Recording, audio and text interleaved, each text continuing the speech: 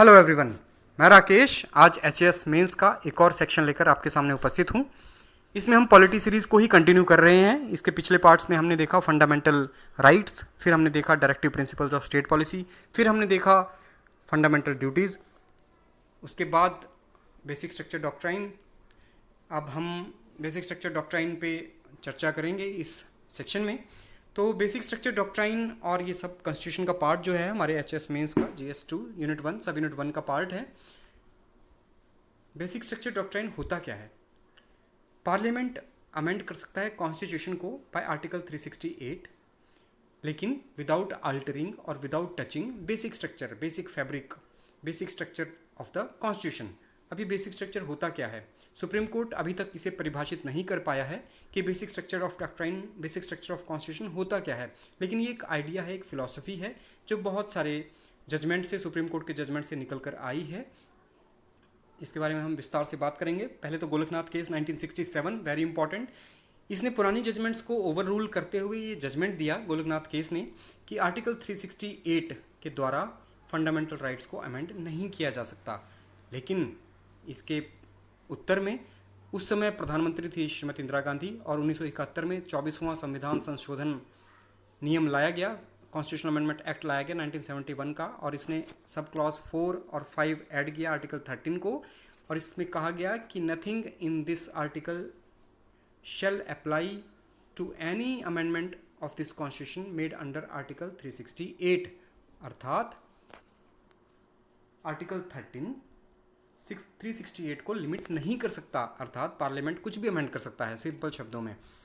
It also amended 368 by adding parliament may in exercise of its constituent power amend by way of addition, variation और repeal any provision of the constitution in accordance with this article 368। Means parliament को मिल गई unlimited powers. 368 के द्वारा संविधान में कुछ भी अल्टरेशन, अमेंडमेंट की जा सकती है।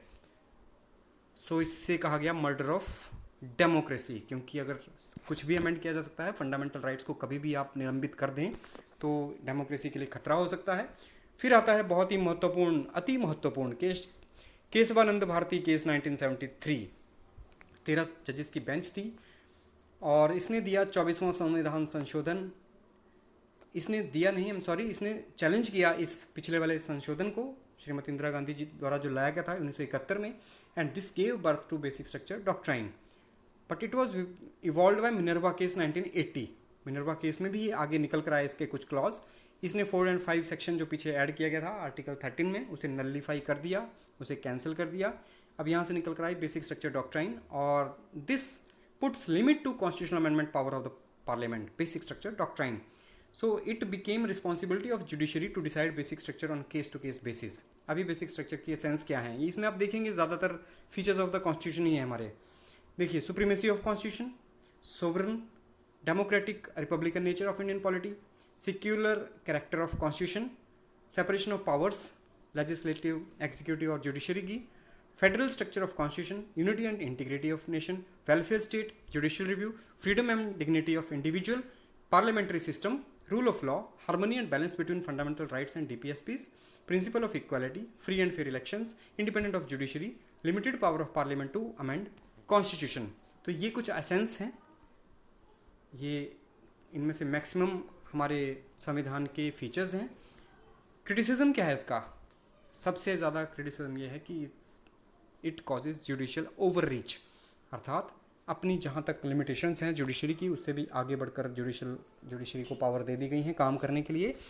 तो जुडिशरी इन सब चीज़ों को ध्यान में रखते हुए अपना डिसीजन देती है कि किसी भी अमेंडमेंट के द्वारा ये इनमें से कोई भी प्रोविज़न अल्टर ना किया जाए, छेड़छाड़ ना की जाए। तो ये है बेसिक स्ट्रक्चर डॉक्ट्राइन का एक बेसिक्स। तो मैं उम्मीद करता हूँ इससे आपके बेस क्लियर हुआ होगा कॉन्स्टिट्यूशन के बारे में, बेसिक स्ट्रक्चर डॉक्ट्राइन के बारे में। तो इस सीरीज़ को हम जारी रखेंगे, आगे हम अमेंडमेंट ऑफ कॉन्स्टिट्यूशंस की बात करेंगे, और ज़्यादा विस्तार में ना जाते हुए हम पॉलिटी को केवल छोटे छोटे पार्ट्स में ही डिवाइड करके आगे बढ़ेंगे। मैं उम्मीद करता हूँ ये आपके आने वाले एग्जाम्स में काम आएगा। So keep watching, thank you for watching and keep smiling.